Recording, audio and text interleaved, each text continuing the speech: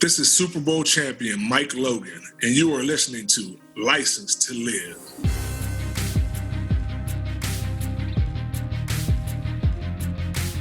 Welcome to the Licensed to Live show, where professionals, doctors, champions, VIPs, attorneys, and those in public office discover strategies that help you restart and gain what is lost when you find yourself accused.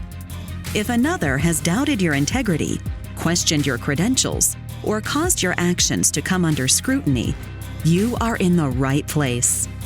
On the other hand, if you have never felt the knot in the pit of your stomach when legal papers are served, the heartbreak of disappointing your family when the lock clicks shut on handcuffs, or had to appear before a board of review, then be aware, the longer you serve, the more likely you are to find yourself under the microscope of those who judge. Prepare yourself for this uncomfortable possibility. Now, here's your host, Dr. Jarrett Patton. Welcome to this episode of License to Live. My name is Dr. Jarrett Patton, and I'm your host together for our journey together today and every day you choose to listen to this show. If you or anyone you know has been dissed in their career, please invite them along this journey. Just go to Apple Podcasts, Google Podcasts, wherever you listen to your podcast, it's there. Subscribe to License to Live. You guys know, you guys have been following. When we're talking dissed, we're talking about disenfranchised, disinterested, dissatisfied, and all these things that get in the way of life and career. We're going to talk about them. And today we have another great episode. We're going to be talking with Mike Logan, a speaker, a motivator, a father, a broadcaster, a youth mentor, and a Super Bowl champion for the Pittsburgh Steelers. And now, a word from our sponsor.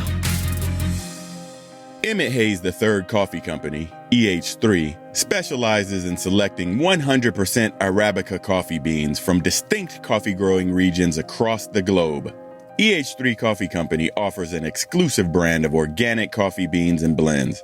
All coffee products are craft roasted to perfection, which yields consistency and quality, taste, and optimal flavor. EH3's quest is to create an evolutionary coffee experience for every single customer, every single time. Get your coffee today at emmetscoffee.com. That's EMMITTSCOFFEE.com. I first met Mike in Pittsburgh years ago, and when we met, we knew that we would collaborate on something. We didn't know what it would be and how it would go, but our vibe and the way we met and talked and had that first conversation, we knew it was going to lead to some great things. At that time, I didn't even have a show, and I don't even know if I knew what a podcast was back then, but I caught up with him recently and thought that it would be a perfect time to bring him on the show as a guest. So welcome to License to Live, Mike. Listen, man, I knew that something was going to come of this. I'm just glad that after the years, we're able to bring it to fruition. And I'm looking forward to a long-lasting friendship, brotherhood that we can carry on into the future. And then along the way, just spread some knowledge, spread some prosperity, spread some health, spread some good vibes. It was a great collaboration right from the start. So I'm happy to be here, bro. I appreciate you having me on. Absolutely. And I couldn't say it more. I've been waiting for this day and I'm happy. And many of you listeners out there, you may or may not know. It depends on if you follow me on social media and where you find me. But you can find me at Dr. Jarrett, spell out the word Dr. JA2RSE1T. And you guys know that I sneak out to a Pittsburgh Steelers game every once in a while. And just the fact of meeting Mike and get to see him was a big deal. I think you'd be more at Heinz Field than I do, man. Every time I turn around, you're there. That's right. He said, I'm going to just try to get my name on the wall in there or something. Well, the first thing I want to do with you, Mike, I want to go back. Let's go way back. You have a story that's so compelling and demonstrates the power of stating goals and objectives out there for the universe to hear. Mike, around the time you were about 6 years old, you made a bold prediction. So tell us all about that. Well, I lived in Whitaker Projects, which in West Mifflin. It's a suburb outside of the city of Pittsburgh, famously known for Kennywood Park. That's where Kennywood Park is located at. And I lived in Whitaker Projects. I lived in 6C Midway Drive, and I hung with the same group of kids that I played football with every day. I had one of the biggest yards in the project, so we would come down there and we would call that Six River Stadium, because, in honor of Three River Stadium. But we played tackle football in my yard every day. And one day I just felt compelled. The Spirit moved me. I got up on a coal bin in front of all of my friends who were standing out there. And I boldly said, listen, I'm going to make it to the NFL. I'm going to play for the Pittsburgh Steelers, and I'm going to win a Super Bowl. And my friends kind of stopped, and we all jokingly say, that is our dream. But they was like, yeah, that type of stuff don't happen to us, man. We'll see. And I wasn't moved by that. I just sat there and I said, no, this is going to happen. I really felt like something came over my spirit that day. And I said, we'll see how this journey goes. But lo and behold, it was able to come to fruition. And, I had this conversation with a couple of my buddies who were there that day. Unfortunately, a couple of those young men are no longer with us. But, I know they're looking down and saying, man, he did it. He accomplished his childhood dream. And, the percentages of that are astronomical. I couldn't even, at 6 years old, thinking that would come to fruition. Not just one of the dreams that I said, but all three of the things that I said, making it to the NFL, playing for the Pittsburgh Steelers, and winning the Super Bowl. I'm still in disbelief sometimes when I sit back and really think about those remarks that I made at 6 years old. Credentials verified. I mean, that is an amazing story. And the fact that you knew this and you said it and you made it happen. And you're right, the astronomical stats behind something like that occurring for anybody to say at any time, something that's that specific, something that's that hard to get into, something that's that hard to make it all the way to the top like you did. It's amazing. I mean, you have an easier chance winning the Powerball than something like that happening in somebody's life. Powerball too, because this will be a nice time to bring that pot in. But in our reality though, we have these childhood dreams, and I think everybody speaks about doing something that they want to do when they grow up. And at that time, all I was thinking about was football. All I knew was Pittsburgh Steelers football because I was born and raised in the city of Pittsburgh. I was born on the south side of Pittsburgh. My grandfather worked in the J&L steel mills and used to wear a Steelers hard hat. My father was a photographer, editor for KDK TV, and I used to be around Three River Stadium, around Pittsburgh Steelers and Pittsburgh Pirates baseball. So sports was my life. And when you think about kids who grow up in the type of environments that we live, they say that's one of the ways out. And I thought that would be my way out, not knowing anything else. And I just made that, projection on my life. And I followed that path, and God steered the direction for me. And it was able to come true, man. And now my name is on the back of a Lombardi trophy, man, which is crazy. I mean, that's amazing. It really, truly is amazing. It shows that, well, one, you had a vision, you had goals, you knew that you had to work hard to get to that point. And you knew, even despite the chances of all of that happening, all three of those things happening, it still happened, but you knew you had to work hard at every phase of the way. And with that, with God's graces, bam, there you are. You can say your name is on a Lombardi trophy. And that's something that very few people can say. Yeah, man. And, I think sometimes we have to put it out there, not in arrogance and not being cocky, just putting things out there into the atmosphere and saying, hey, and what I took from all of this now is that I can testify to young men, young women who are in the environments that I grew up in and say, I'm the reality of this. I'm the reality of those astronomical percentages being overcome. And you can do whatever you want to do. Just put it out there. And no matter how many people laugh at you, no matter how crazy it sounds, you can do it. And I know I had some blessings and good luck and good fortune along that road, but everybody in life is going to have that. It came along with some bad fortune and some bad breaks and some bad luck as well, but it all compiled to make me who I am and what I am today. And that speaks to you as a man, as a human, as someone who gives so much to society even today. So I appreciate that. And I appreciate that inspiration you were putting out there for everybody. So, even though we may be far along in our careers, or we may be losing our way or something like that, still put that goal up on the wall, even if it sounds like it's something strange or something that's really far-fetched and it may never happen. If you don't put that up there and try to follow it and try to achieve it, you'll never know. So Mike is a legend in his own right, and just showing from an early age in his life to make his dreams come true, you've got to put some work involved. Now, every player in the NFL has a day that their playing career may end because you have injuries, you may have setbacks in your career, but have you ever been dissed in your career? Oh, no. Judgment. On the football field, there's a lot of things that happen. There's some things that happen off the football field where I felt like I was dissed, and there's some things on the football field where I felt like I've been dissed. I'll share a story. I think it was my rookie year, and I was actually playing for the Jacksonville Jaguars at the time.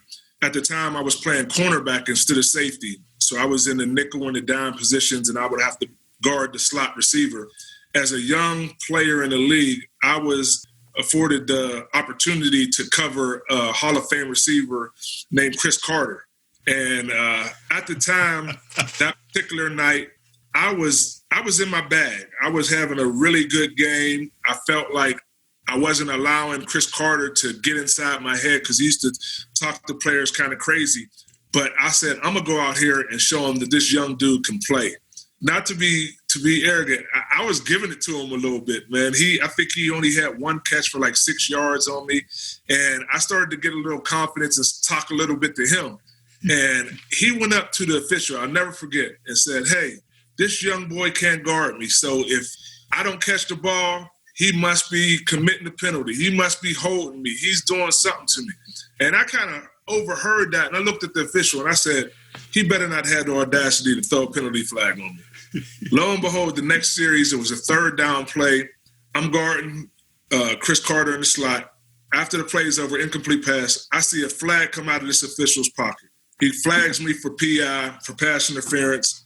And I went up to him and I said, listen, man, I know that I'm playing against one of the great receivers in the NFL. And I'm just a young man, first or second year in the league, but my tape gets evaluated by my coaches too. You know what I mean? And I'm out here giving everything I got.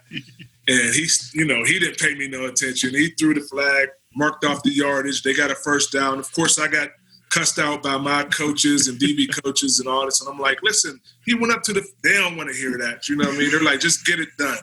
After that, man, I'm looking at him, and he had this smirk on his face, and I'll never forget, man, like, listen here, you got to put in your dues, young buck, before, you get to be able to come out here and dominate a football game. And I felt so, just hurt in that moment because I felt like I was doing everything in my power. So I really felt dissed on the field. And that when you're talking about a Hall of Fame player, yeah. And I follow Chris Carter from back in the days too, and watch him come up through Ohio State and all of that, and to have that kind of confidence even early in your career, you knew you were going to be up against some challenges, but you didn't let it hold you back. Yeah, I mean, I took that as this is an opportunity. Now, I'll admit, my first game, I think my first preseason game for the Jacksonville Jaguars, I had an opportunity to cover Jerry Rice. And I can say at that time, I was kind of starstruck at that. Even though I was drafted into the NFL, I was like, yo, that's Jerry Rice. You know what I mean? And I don't even remember what happened on the play. I'm going to just be honest. But, when I went out and I got my feet under me a little bit, they were counting on me to be able to, cover Chris Carter in the slot or whoever it was and just have an opportunity to go up against him. But that also made me a better player, because I knew after going through that experience, after being dissed by Chris Carter, I knew that I would have to hone my skills to be able to have no doubt in an official's mind of why they would throw a flag or do anything about this. So I started working on some different techniques. So I can say I grew out of that moment. So when you get dissed, whatever kind of diss it is, make sure you grab something from that moment and memorize what happened to you, and then go out and rectify it. You know what I mean? Even if it's not your mistake, you can turn a diss into, something that is prosperous. So I'll say out of that diss, there came some prosper out of that. I was able to hone up my skills and able to continue to be a cover slot guy, even when I moved to safety, and that probably prolonged my career. And that's what everybody has to understand, because life isn't always going to be rosy. There's going to be that setback. You're going to get dissed at some point, right? And you have to brush yourself off, get up and learn something from it and improve yourself, because you couldn't have stopped just there in that one instance and just say, Chris got that. He got the ref to make that call against me. And, well, I'm gonna just go sit on the bench now and probably just pack my bags and head home. No, I mean, you still had some goals to reach at that point in your career. You say, well, yeah, I made it to the league, but I still need that Super Bowl trophy. So I need to keep going. Right. And that's what, that's ultimately what came through that. And then at some point in time, I became the veteran, and I was able to go out there and hold them rookies up underneath the shoulder pads and tell the official, look, if he gets open, he's got to be doing something. He's got to be pushing off on me.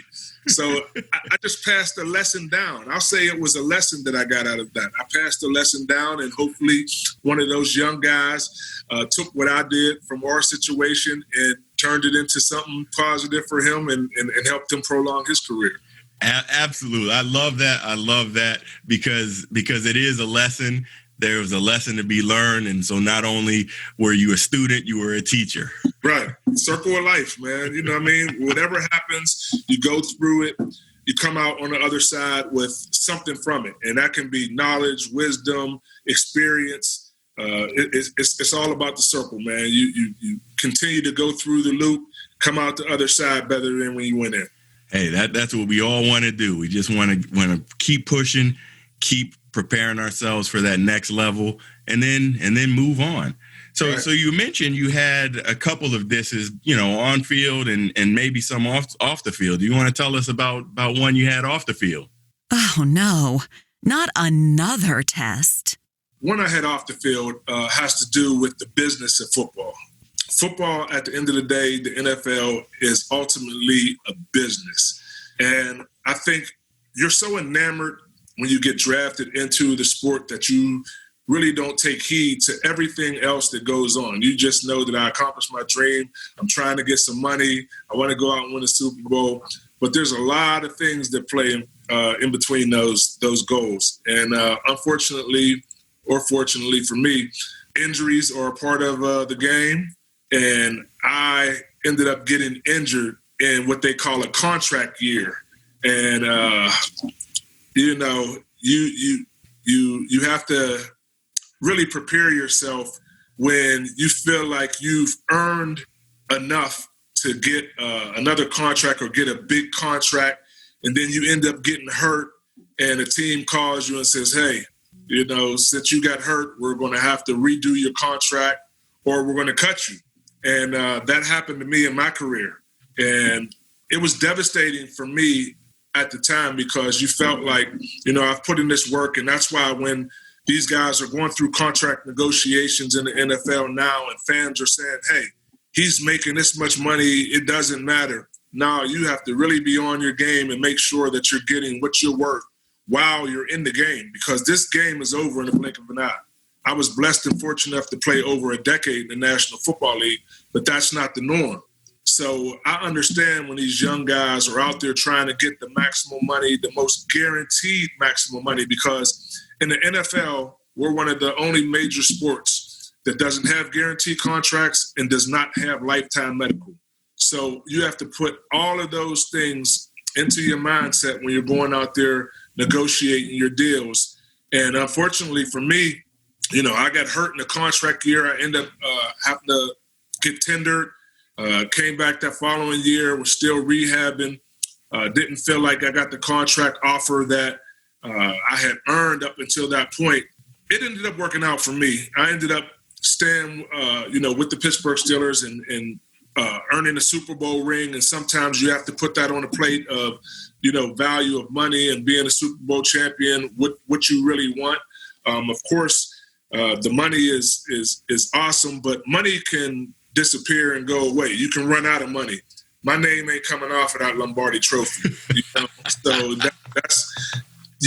that label of champion is going to be with me forever.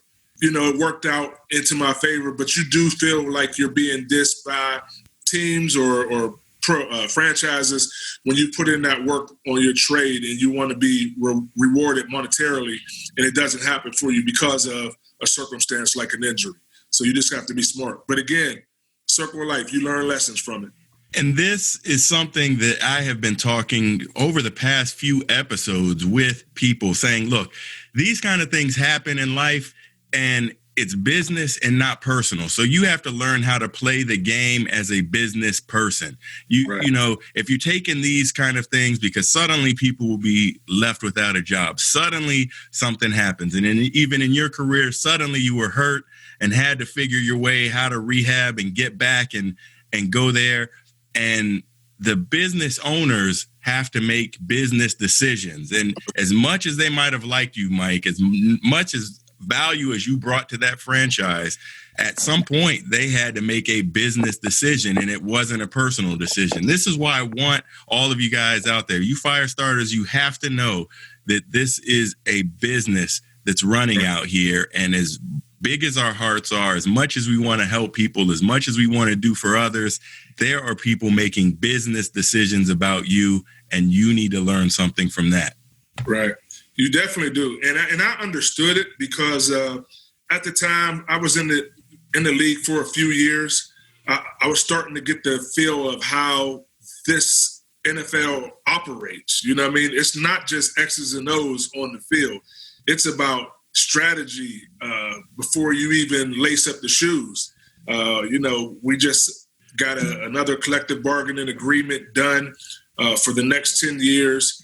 I think that the players, the active players and the retired players, the former players, were kind of on the fence about some of the things that were put into this CBA. We still have a long ways to go. I think there were some good benefits that came out of it, but in the NFL, the motto is that stands for not for long. And guys, it goes faster than you can imagine, and life after it goes slower because you're not on the field. You don't have those things to consume your mind, body throughout the day. And you have to sit back and ponder, what could I have done? How did I not take advantage of the moment? And did I maximize all the potential that I had when I was in it? So I testify to young players now about how they should carry themselves, how they should go about their business, and make sure that they understand that it's not just the game being played on the field, but it's the game being played off the field and in those scouting rooms and board rooms and meeting rooms and within yourself, because you have to also understand things that you probably had no idea that you're going to have to deal with. And you're going to have to do that while trying to learn probably a 1,000-page playbook, making sure that you're on top of your craft out on the field. That's money. That's money. And the fact that you help other players understand and realize that, well, this won't last forever. And you beat the odds. I mean, a decade in the league is a really long time when you look at the statistics. So you really stayed in there a long time. But all good players' livelihoods in the league as a player must come to an end at some point. So as you were about to make your transition out of being a player, how did you prepare for that? The comeback. I started, there was a guy who I played with in Jacksonville. He was a safety. His name was Chris Hudson.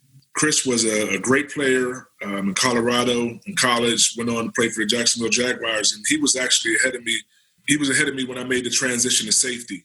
I was kind of struggling with that decision to move me to safety because I hadn't played it before. It was an unfamiliar position to me. And he said, listen, this is going to happen to you in life. How are you going to deal with the, unfamiliar? And I was kind of unsure at that time. He said, listen, this is just a transition. So you got to make the most of this transition. He gave me some insight on how to play safety. He gave me some insight on how to deal with moving positions. And I just took that, all the things that he poured into me.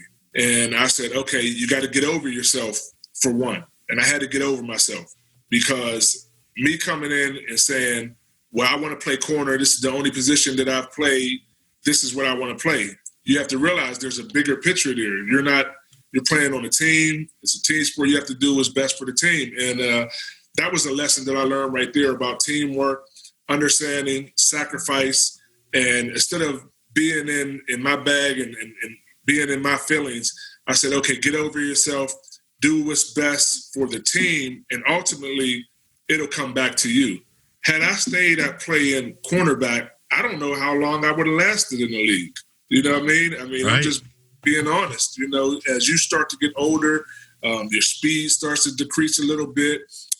I was able to play several different positions by learning the safety position. So being a jack of all trade, and I won't say master of none. I think I was mastering a couple, but give yourself some credit. That's right.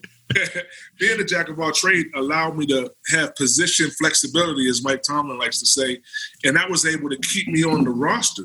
There's times when they need a guy to be able to play multiple positions, and they'll say, okay, instead of keeping this guy on the roster, we'll keep this guy because he's able to play multiple positions. And I know that was the case with me once I got to my 7th, 8th, and 9th year into the league, because your skills diminish a little bit.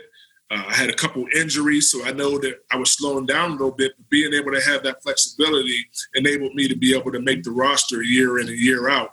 And people were looking, when I got up into that 9th and 10th years, like, how is this dude staying on the roster? How is he, able to come through training camp and make that final cut? And every year in them last couple of years, I was having a better training camp than I did the year before because I knew so much more. I took what was poured into me as an investment, and I put it out on the field. And my return from that investment that I poured out was me being able to make the roster again every year. I have to stop right here. I hope you guys are listening, because Mike is just dropping these jewels that you wouldn't believe. And you need to apply this in your life. You need to continue to build yourself up, learn other skills, build your brand, build yourself up as a business person, as a doctor, as a lawyer, as a VIP. Learn additional skills, because these will truly be marketable for you in your current position and for positions to come. Yep. And I can even go back to college, high school and college. When I got recruited by West Virginia University, I was a tailback. I had never played cornerback a day in my high school career. And we went to the Big 33 All-Star game, and there was a friend of mine. You probably know him. He's a Hall of Famer name now. His name is Ty Law. We had 7, I think, tailbacks who went up to the Big 33 in 1991-92 for the All-Star game against Maryland. And the coach said, listen, we got 7 of you guys. You guys won't even play a quarter each if you all stay at the tailback position. And I said, listen, man, all my boys drove up from McKeesport. My family's here. I want to be on the field for a little bit. You know what I mean? So what positions are open? And they said, you could play cornerback. I said, well, I never played corner. Ty Law said, man, I'll teach you. And in 3 days, he taught me how to play cornerback. Went into the All-Star game, played cornerback against one of the fastest receivers in the state of Maryland, Jermaine Lewis. We ended up having a good game. We beat Maryland. So when I got down to West Virginia, the DB coach came up to me and said, hey, there's a position that you can battle for in the DB room at cornerback. And I said, no, I'm a tailback. Let me go into the tailback room. And at that time, they said, you sat in the seat in order of where you at on the depth chart. And they told me to go in and sit in the 7th seat behind the starter and the backups.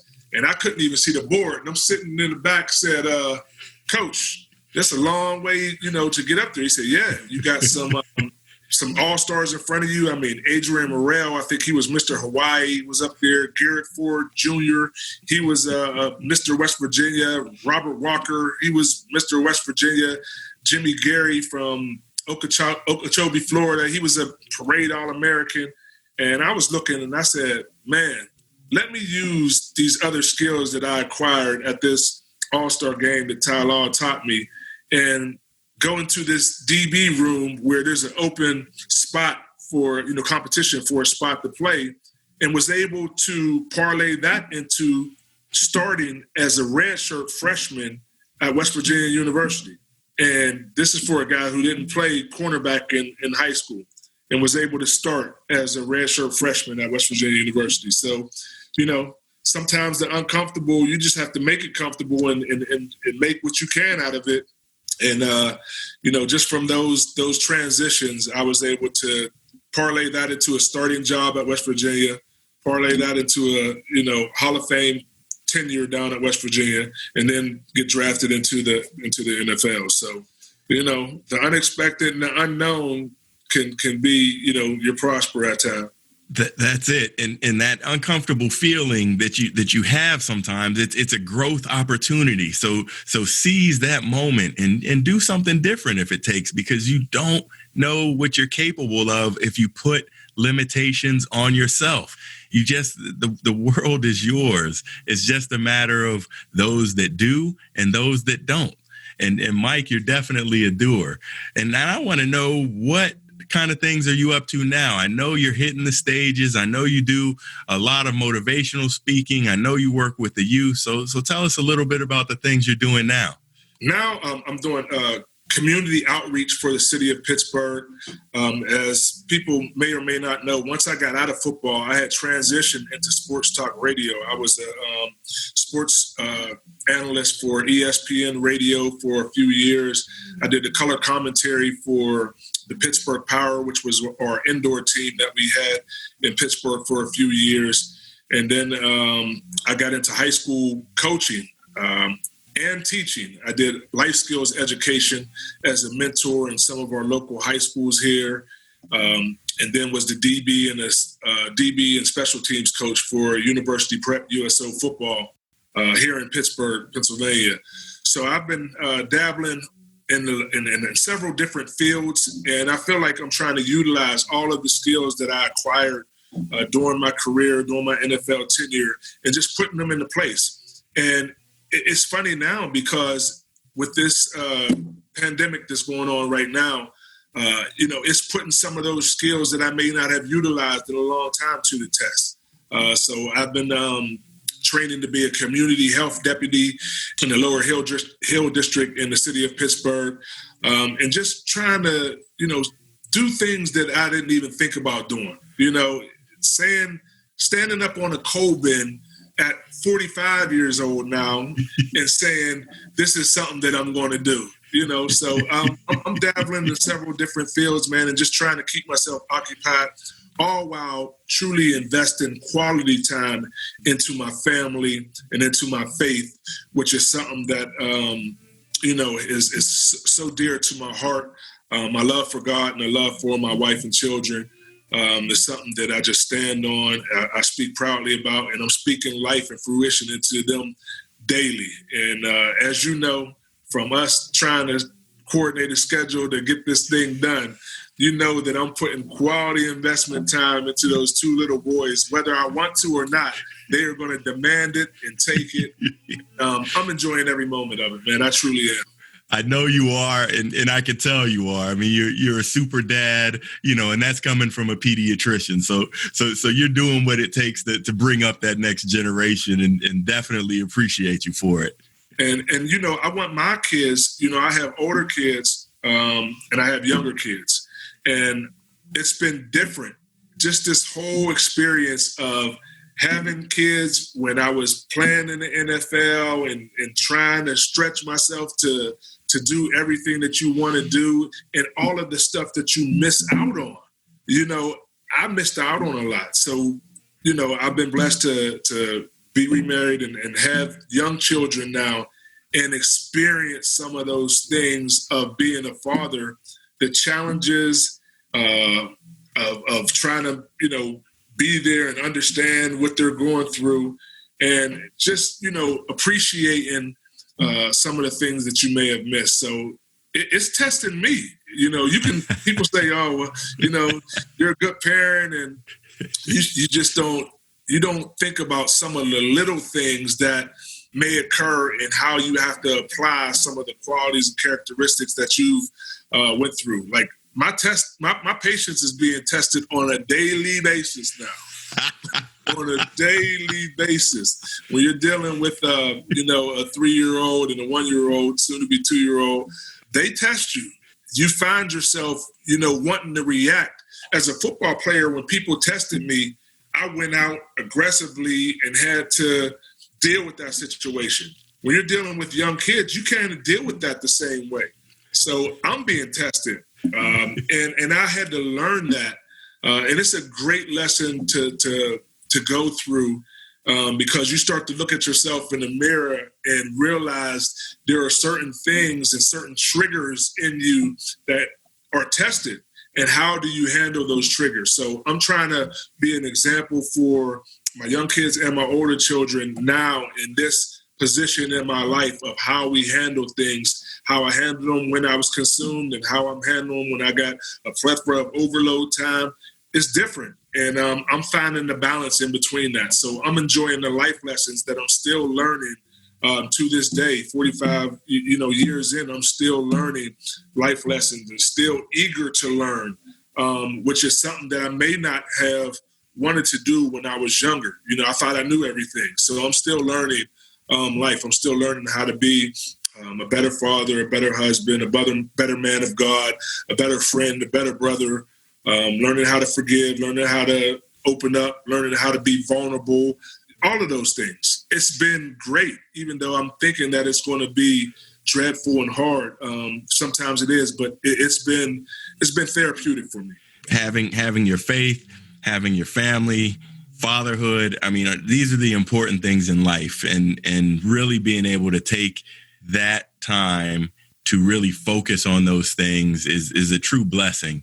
And I hope you continue to enjoy every moment of it. I will, man. Every day, man. It's every day I'm finding something to cherish. I'm finding something to acquire. I'm learning more now than I ever did, because this pandemic has forced me to sit down and be still. As a man of faith, that God tells you to be still, but sometimes we're so consumed with life that we're running here and running here, and we really don't slow down. Through this time, I've been able to be still and just realize some things about myself that even I may not have known or wanted to acknowledge. And this time has given me time to acknowledge. And I'm going to come out of it better. I'm going to deal with it. But going forward, I'm not going to allow for a pandemic to have to sit me down, be still, and learn something about myself and learn something else about this world or whatever else that I want to dabble in. I'm not going to allow for it to be, something that changes the world for me to have to change within myself. So I'm enjoying it, bro, embracing it all. I mean, that's wonderful, because you have to take that time to be still. You have to take that time. And sometimes we're forced to take that time. We're forced to by some reason. Right now it's the pandemic, but at some point, may lose your job. Something else may happen in your life, and you have to take that moment. But I agree with you, Mike. It shouldn't take these moments of extraordinary times to make us sit down and listen and think. And so if one thing we can get out of this pandemic is just getting the time and space to really tune into yourself, tune into God, tune into your faith, tune into your family. This is what we need to come back to. So I'm glad that we're all able to have this opportunity together. Right. Where can people learn more about you, Mike? Well, I have a website, MikeLogan31.com. I'm on all social media platforms at mlogan31. I have a Facebook fan page. It's just under Mike Logan. I try to share some intimate details of my life on my Facebook page, some stories about me and the family, try to post some family pictures on Instagram. I'm starting to use Twitter a lot more now because some fans have reached out to me and said, you don't tweet a lot. And I said, well, I don't really have too much to say, but they said, no, when you do say, we want to hear it. So I've been utilizing those forums. And then it's funny because I got an email from Facebook the other day saying they want to verify me, but I need to be more active on Facebook. So I'm going to start being more active. I'll be posting more videos, including some game footage of when, my days in Jacksonville, my days with the Pittsburgh Steelers, some pictures that I haven't shared of me and my fellow teammates at the Super Bowl and doing things of that nature and just really expanding a little bit. So mlogan31 on all of those forums, updating my LinkedIn file now, social media platform. I'm doing it all. Only thing I probably won't be doing is getting on TikTok and doing a video because my teenage daughter would kill me if I get on there and start doing one of those videos. But everything else I'm on at mlogan31. Awesome. Well, make sure you check him out because he does have his moments of fatherhood. He has his moments out there and he'll tweet them out. He'll post them. Go check out Mike at mlogan31 across social media. Is there anything else you want to say to our audience today? During this time, I think this is an important time for us as a people, as a country, and as a world to understand that this doesn't last forever. So there's no need to be bonded up with feelings of ill will, of grudge, harboring feelings that just make you depressed or down. At some point, we have to let those things go. And I know there's going to be certain things that happen to you in life where you're saying, I don't know how I forgive that person, or I don't know how to forgive myself. But you have to let it go. And, being a man of faith, I say, let go, let God. But some people who may not believe that, you have to look at yourself in the mirror and say, what is this doing to me? Because when you harbor on those feelings, it starts to affect you internally, and that starts to break you down. So what quality of life do you want to live going forward? And I think when I had to sit down and really reflect, and this was even before the pandemic, on some things that I have dealt with in my life, some of the mistakes that I've made, some of the things that I'm not proud to admit that I did. I dealt with them, I addressed them head on, and then I let them go. And I have been free from a lot of those situations, and I'm still struggling with some things. I'm still holding on to a beef that I may have had. I'm going through the process of relieving myself from that beef. And I'm feeling so much better. My body feels better. I wake up with more energy. I'm sleeping better. The quality of sleep that I'm getting is better. I didn't take any pills to do any of that. I know it's just letting go of some of those things that I've been harboring on. If I can share that with anyone to just really sit down, think about some of those things that you are dealing with, whether it be, like I said, past mistakes, fractured relationships with parents, with children, just deal with them. It may not be easy and the other person may not accept it. But if you put it out there and you relinquish it, at least you're free of it. And that's what I've been doing over the past few years. I'm still working on it. And every day I get a little bit better and I feel a little bit better. So if I can share that with anyone who may be holding on to something that they can't let go of, please do. And let me know how you feel once you do it. Please reach out to me on those platforms. If I can share any more of my testimony with you, please reach out to me of any of those platforms, mlogan31 on basically everything, and Mike Logan on Facebook and LinkedIn. I'll be willing to share that with you. So just let it go, man. Let it go and free yourself of it. Final judgment. Licensed to live. Let it go. What more can I say? Hey, let it go, free yourself. Said right here on License to Live by Mike Logan. Mike, thank you for joining the show today. Thanks for your time. I know it's kind of, we had to schedule it in between the kids' nap time right now. So any moment they may be waking up, but I appreciate you coming on the show today. Bro, I appreciate being here, man. And this won't be the last time that you hear us collectively together, man. We're going to be working on some things. We're going to be brewing some things up. I don't know how long it's going to take us to do it, but it will come to fruition. So please tune back in. We'll have some dialogue on social media just to keep you guys invested in it. And I look forward to working with you, brother. I appreciate who you are, what you are, and what you are doing. So I'm glad to call you friend. I'm glad to call you brother, man. I'm glad that we have a rapport now that we can link up and do some interesting things for ourselves and everybody else in the future, man. Much love. Thanks, Mike. Coming soon, folks. Coming soon.